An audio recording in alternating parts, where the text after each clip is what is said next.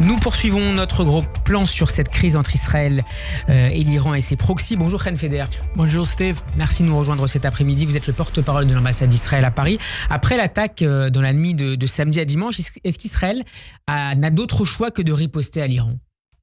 Et je pense que c'était très clair depuis le début qu'Israël ne peut pas réagir et on ne peut pas accepter une attaque directe sans précédent et de plus que 35 missiles, drones, missiles balistiques contre Israël.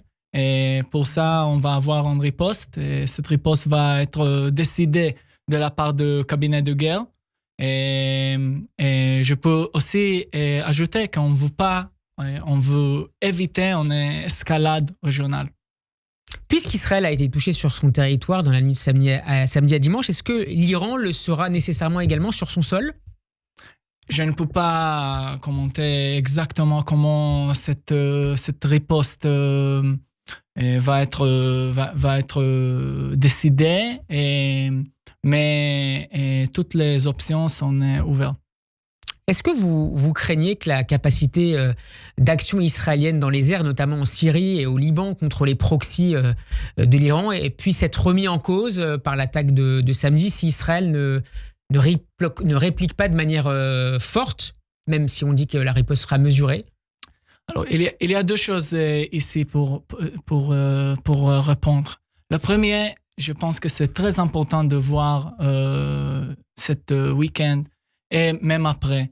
Et la mobilisation internationale, et la mobilisation de tous les pays occidentaux avec Israël. Cette coalition régionale qui était fournie il y a quelques jours. C'est pas une nouvelle coalition, mais on a vu vraiment le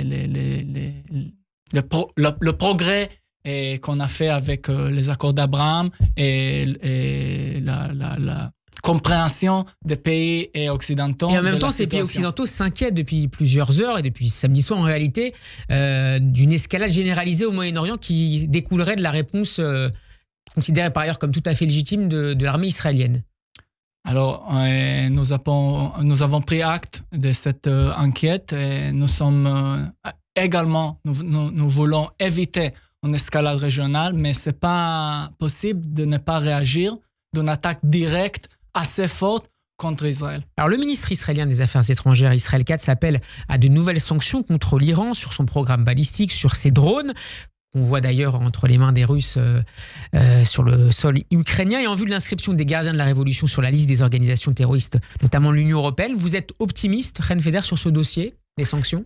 Oui, je suis optimiste. Nous sommes tout à fait d'accord et nous sommes continuons de presser et de parler avec nos homologues ici en France et dans des autres pays pour vraiment déclarer le gardien de révolution comme organisation terroriste et sanctionner les projets de missiles qui frappent pas seulement Israël, mais aussi en Ukraine. Merci beaucoup, Chen Feder, d'avoir été avec nous. Je rappelle que vous êtes le porte-parole de l'ambassade d'Israël à Paris. On peut réécouter cet échange sur radioj.fr et en vidéo sur YouTube. Merci à vous, bon après-midi et Chag Sameach. Merci Steve.